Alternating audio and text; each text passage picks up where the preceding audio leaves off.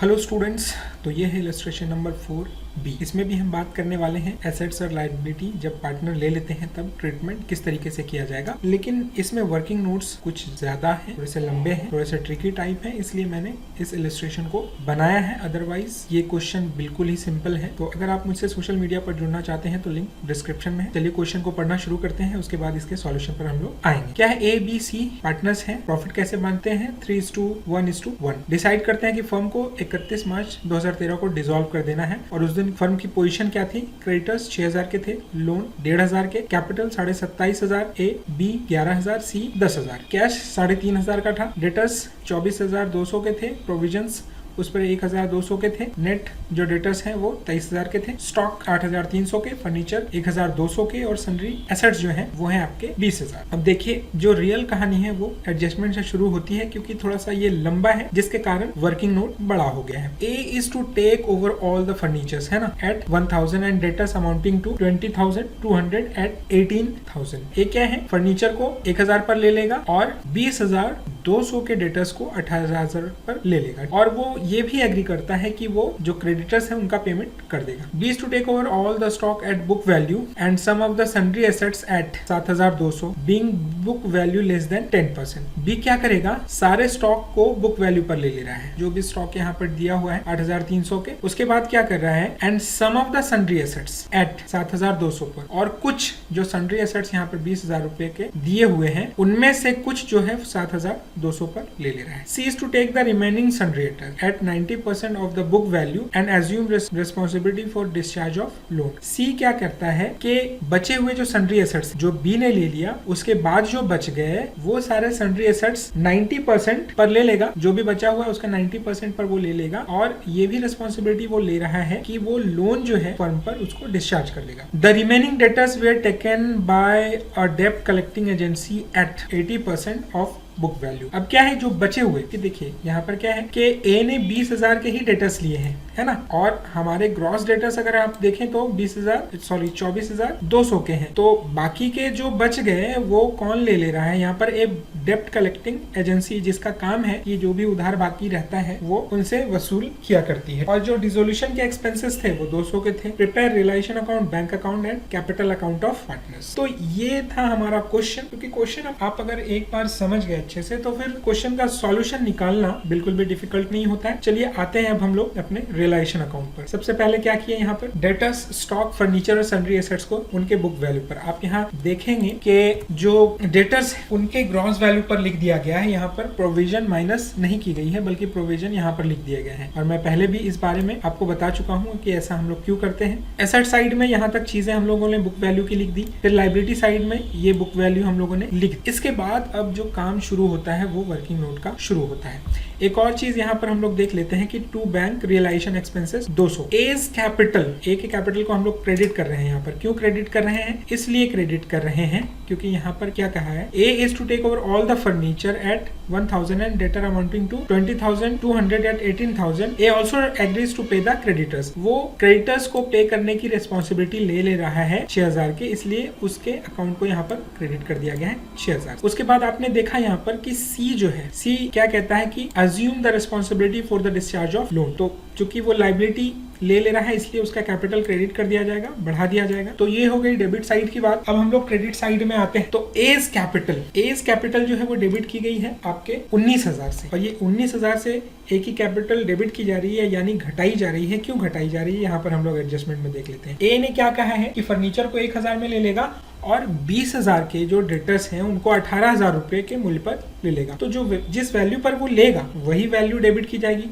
तो ये आपके 18,000 और 1,000 ये हो गए आपके 19,000, और ये 19,000 यहाँ पर उसके खातों से डेबिट कर दिए गए हैं। ठीक है, अब बारी आती है 20 कैपिटल की। ये जो 15,500 जो बी के खाते से घटाए जा रहे हैं वो क्यों घटाए जा रहे हैं उसको हम लोग देख लेते हैं। देखिए यहाँ वर्किंग नोट में, ठीक है, स्टॉक जो है वो कितने पे ले रहा है, 8,300 पे ले रहा है। सन्ड्री एसेट्स जो है वो 7,200 के ले रहा है। जब इन दोनों को मिला देंगे आप तो हो जाते हैं वो 15,500 इसलिए यहाँ पर उसके खाते से डेबिट किए गए हैं। सी के कैपिटल में से 10,800 रुपए घटाए जा रहे हैं। क्यों घटाए जा रहे हैं देख लेते हैं हम लोग यहाँ पे। सन्ड्री एसेट्स देखिए क्या है, ये थोड़ा सा ट्रिकी है, आप ध्यान देंगे यहाँ पर कि 20,000 के सन्ड्री एसेट्स जिसमें से बी ने 7,200 रुपये में लिया है ना। आप ये ना समझे कि 7,200 रुपये का सन्ड्री एसेट ले लिया है, बल्कि 7,200 रुपये में लिया है। उसकी ओरिजिनल वैल्यू क्या थी, 10% एक्स्ट्रा थी, यानी वो थी 8,000। आप जब इसको सिंप्लीफाई करेंगे इस इक्वेशन को तो वो आ जाती है 8,000, तो बच गई 12,000। और 12,000 को फिर कह रहा है कि 90% वैल्यू पर, यहाँ पर एडजस्टमेंट में आप जब देखेंगे तो क्या कहता है कि cease to take the remaining बचे हुए sundry assets at 90% of the book value. जो बुक वैल्यू है उसके 90% पर वो सन्ड्री एसेट्स को ले रहा है। तो बुक वैल्यू कितने की है, 20,000 की है। 8,000 रुपए के बुक वैल्यू का सन्ड्री एसेट्स जो है वो बी ने ऑलरेडी ले लिया है, तो बच गया कितने का, 12,000। और 12,000 का 90% अगर आप निकालेंगे तो वो आपका आ जाता है 10,800, जिसके वजह से इसको यहाँ पर 10,800 सी के खाते से घटाए गए। अब आपका बच जाता है यहाँ पर bank account assets realise, assets में यानी डेटर से जो पैसे आए। अब ये 3,200 रुपये क्यों दिख रहे हैं उस पर भी अभी हम लोग आते हैं तुरंत। देखिए अमाउंट रिसीव फ्रॉम डेप्ट कलेक्टिंग एजेंसी, यहाँ पर इसका कैलकुलेशन मैं आपको बता दे रहा हूँ। तो देखिए हमको ग्रॉस पर बात करनी है जब भी हम बात करेंगे डेटर्स का, भले ही उसके प्रोविजन में जो भी हो। तो 24,200 का आपका डेटर्स है, यहाँ पर बैलेंस शीट में आप देख सकते हैं। ग्रॉस जो है 24,200 का है। अब उसमें से 20,200 का जो ग्रॉस वैल्यू का डेटर है वो ए ने ले लिया है, तो इसलिए उसको यहाँ पर माइनस कर दिया गया 20,200 का। बच गया कितने, 4,000 के डेटर्स बच गए, जिसको 80% वैल्यू पर यहाँ पर आप देख सकते हैं 80% ऑफ बुक वैल्यू किसने ले लिया, डेप्ट कलेक्टिंग एजेंसी ने। ठीक है, अच्छी बात है, इसीलिए यहाँ पर 3,200 लिखे गए हैं। अब अगर आप इसके कैलकुलेशन पर आएंगे तो टोटल लॉसेस जो हैं वो आपके आते हैं 4,200 के इस फर्म के लिए, जिसको यहाँ पर इस तरीके से बांट दिया गया है इस रेशियो में। आप यहाँ बहुत आसानी से देख सकते हैं, कैलकुलेशन करके यहाँ पर दिया हुआ है, क्योंकि रेशियो क्या थी 3:1:1:1। आप यहाँ पर देख सकते हैं पूरा कैलकुलेशन दिया हुआ है कि कैसे लॉसेस बांटा गया है, ये अमाउंट उसका रहा। ठीक है, तो सारी चीजें हम लोगों ने वर्किंग को कवर कर लिया है यहाँ पर। अब हम लोग जो आते हैं पार्टनर्स कैपिटल में आते हैं, तो आप अगर बैलेंस शीट में देखते हैं तो 27,500, 11,000 और 10,000 का जो है वो पहले से बैलेंस, क्रेडिट बैलेंस पार्टनर्स के कैपिटल में है। अब क्या है, ए ने क्या ले लिया था, क्रेडिटर्स ले लिया था, तो इसलिए उसका खाता यहाँ पर बढ़ा दिया गया है, उसके कैपिटल में 6,000 रुपए जोड़ दिए गए हैं। उसके बाद फिर बाय रियलाइजेशन है, जो कि सी ने बैंक लोन का जिम्मा ले लिया था, इसके लिए उसका कैपिटल बढ़ा दिया गया है। यहाँ भी ऐसे ही रहने देते हैं हम लोग। उसके बाद जो है कि रियलाइजेशन का जो लॉस है सारे पार्टनर्स के बीच में बांट दिया गया है, यानी घटाया गया है, डेबिट किया गया है। और जो एसेट्स लिए हैं, ए ने 19,000 के एसेट्स लिए हैं, यहाँ पे कैलकुलेशन में आप देख सकते हैं ए ने 19,000 के, तो 19,000 का यहाँ पे घटा दिया गया है। और बी ने लिए हैं आपके 15,500 के।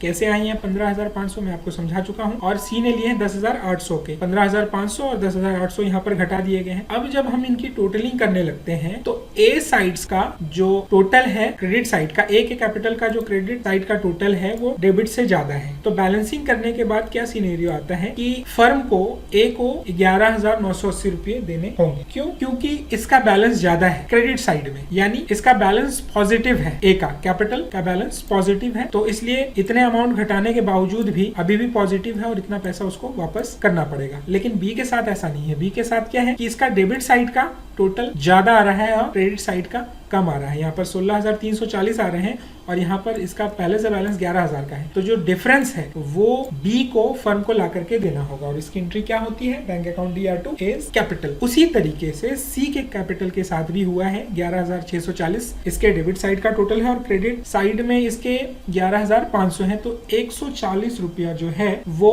सी को लाना पड़ेगा। एंट्री सेम रहेगी, bank account DR2 seize capital account. तो आई होप कि पार्टनर्स कैपिटल अकाउंट में अब आपको कोई कंफ्यूजन नहीं होगा और कैलकुलेशन आप अच्छे से समझ गए होंगे।